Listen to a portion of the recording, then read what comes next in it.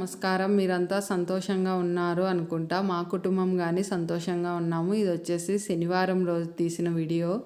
శనివారం రోజు ఇంకా పూజా గదిలో వచ్చేసి మొత్తం అన్ని దేవతా ప్రతిమలు అన్నీ శుభ్రం చేసి పూజ గది శుభ్రం చేసుకొని పూజ చేసుకొని టెంకాయ కలశం పెట్టి మేము టెంకాయ కొట్టుకుంటాము. మాకు ఎందుకంటేనే మాకు లక్ష్మీనారాయణుడు ఇంటి దేవుడు. లక్ష్మీనారాయణుడు అంటే వేరే స్వామి అని అనుకుంటారు కొంతమంది. నేను 1-2 సార్లు అన్నప్పుడు వేరే వాళ్ళు వచ్చేసి లక్ష్మీనారాయణ అంటే ఆ స్వామి ఏం స్వామి అన్నారు. లక్ష్మీనారాయణ అంటే వేరే స్వామి ఏం కాదు, వెంకటరామ స్వామినే లక్ష్మీనారాయణుడు అని ఆ స్వామిని ఆ విధంగా పిలిస్తేనే చాలా ఇష్టం అంట. లక్ష్మీతో పాటు ఆయన్ను పిలిచడం వల్ల ఆయన ప్రీతి చెందుతాడనేసి నేను పండితుల ద్వారా విన్నాను. అందుకు నేను అప్పటి నుంచి లక్ష్మీనారాయణుడు అనేసి మా ఇంట్లో మేము పిలిచేది వెంకటరామ స్వామిని. ఆ విధంగా మాకు ఇంటి దేవుడు కలియుగ దైవం వెంకటరామ స్వామి తిరుమల వాసుడే మా ఇంటి దేవుడు. మా కులదైవం వచ్చేసి శ్రీకృష్ణ భగవానుడు. ఈ విధంగా శనివారం రోజు వచ్చి తులసి దళాలతోనూ బిల్వ దళాలతోనూ శివకేశవులకి ఇద్దరికి పూజ చేసుకున్నాను. ఈ విధంగా చేసుకొని పూజ అంతా అయిపోయింది. అప్పటికొచ్చేసి ఆయన ఇంకా వచ్చేసి పండ్లు తీసుకురాలేదు. కానీ అరటి పండ్లు వచ్చేసి ముందు రోజు కోసినారు. కానీ అవి మాగినాయో లేదో తెలియదు. ఇంకా అవ్వ దగ్గర ఇవ్వాల అంతా అవ్వ దగ్గరే గెల ఉంది. సరే అక్కడ పోయి రాళ్ళనేసి మాక్కోకుంటే మళ్ళీ వెనక్కి రాళ్ళనేసి పైకి ఎక్కి దిగాలనేసి నేను ఇంకా పాలు పెట్టేసి మా వారు వచ్చే లోపలే పూజ అంతా అయిపు చేసుకున్నాను. ఇంకా చెట్లల్లోకి వచ్చినాను. ఇంకా చెట్లు పూలు కోసుకున్నామని పూలు తులసి దళాలు ఇవన్నీ వచ్చేసి సాయంత్రము హనుమాన్ దేవాలయానికి వెళ్దామనేసి హనుమాన్ దేవాలయానికి ఇంకా రేపటికి ఆదివారంకు పూలు ఆ విధంగా అన్నీ కోసుకుంటాను. ఇక్కడ మీకు కనిపిస్తుంది అది గాయత్రి తులసి. చూడండి ఆకులు ఎంత పెద్దగా ఉన్నాయో. తులసిలో కానీ మనకి ఎన్నో రకాల తులసిలు ఉన్నాయి. మా దగ్గర అయితేనా రామ తులసి, మరి గాయత్రి తులసి, కృష్ణ తులసి చిన్నగా ఉందిలేండి. మీకు ఇంకొక వీడియోలో చూపిస్తాం. ఈ బొప్పాయి కాయలు పచ్చిది ఒకటి పీకి పచ్చడి చేద్దాము అనుకుంటే అవ్వ ఏంది ఇది పచ్చళ్ళు చట్నీలు అవ్వ చట్నీ అంటుంది. పచ్చడి అంటే కొంతమందికి అర్థమవుతుంది, చట్నీ అంటే కొంతమందికి అర్థమవుతుంది. అవ్వ వచ్చేసి చట్నీ అంటుంది. పరింకాయి అంటారు అవ్వ భాషలో.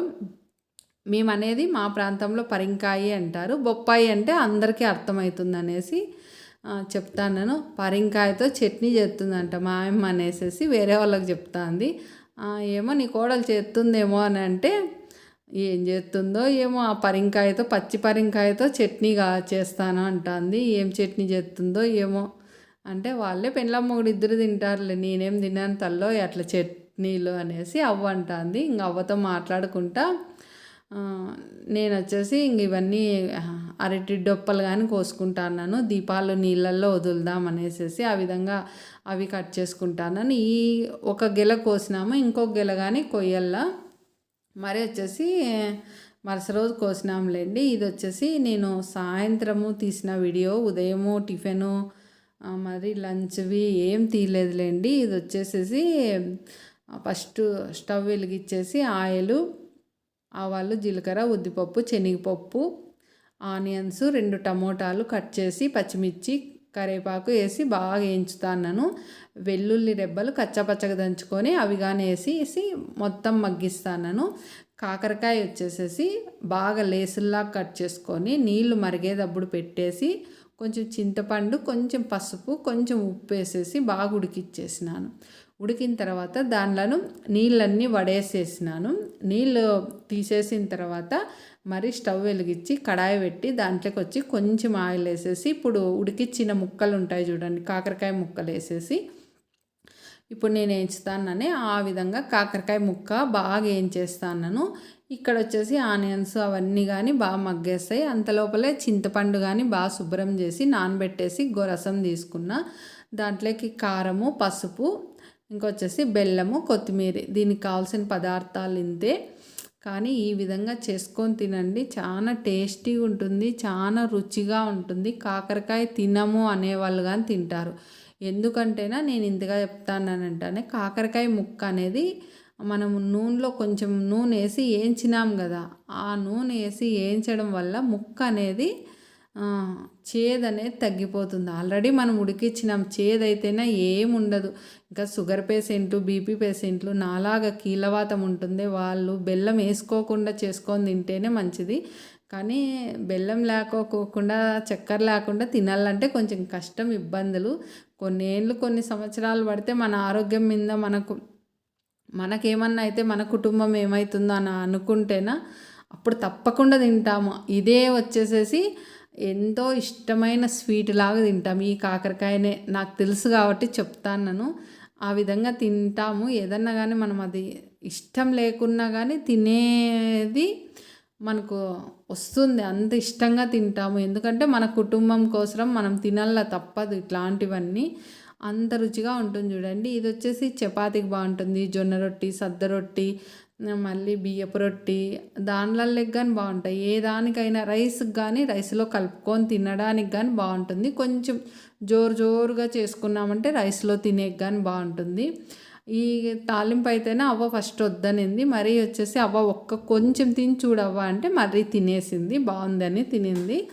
మరి అంతా ఏగిన తర్వాత ఈ ముక్కలన్నీ అక్కడ ఇంకా స్టవ్ ఆఫ్ చేసేసినాను. ముక్కలు వేగుతానే ముక్కలు వేసేసి చింతపండు రసము, కారము, ఇంకా పసుపు వేసేసి, ఉప్పు ఫస్టే ఆనియన్స్ వేసేసిన కదా, ఇంకా పసుపు, ఉప్పు, కారం వేసేసి, చింతపండు రసము, బెల్లము, కొత్తిమీర వేసేసేసి, నీళ్ళు మనకి ఎన్ని కావాలో ఇంకా ఆ మసాలా అంతా కాకరకాయ ముక్కలకు పట్టుకోవాలి కదా. ఆనియన్స్ కానీ పెద్ద వేసుకోండి, 2 బాగా చాలా టేస్టీగా ఉంటుంది చూడండి. కొత్తిమీర వేసేసి, నీళ్ళు వేసేసి, కొంచెం ఆల్రెడీ చింతపండులో కొంచెం ఉంటుంది, కొంచెం దీంట్లోకి నీళ్ళు వేసేసి బాగా ఉడికిచ్చేసినామంటేనా ఆ తేమంతా ఇమిరేదాకా ఆ నీళ్ళు ఉడికించుకోండి, చాలా రుచిగా ఉంటుంది.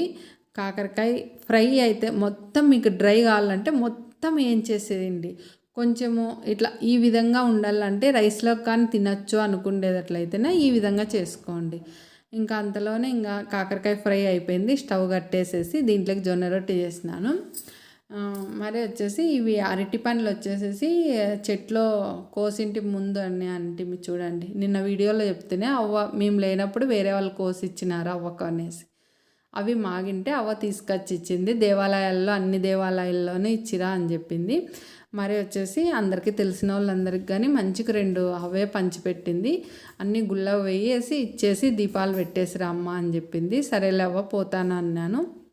మరి వచ్చేసేసి అగరబత్తీలు పెట్టేటివి అవ్వ వచ్చేసి అందరికీ తీసుకొచ్చింది. మా బావోళ్ళకు, నాకు మంచిగా 2 తెచ్చింది. అందరికీ దేవాలయాల్లోకి కానీ తెచ్చింది.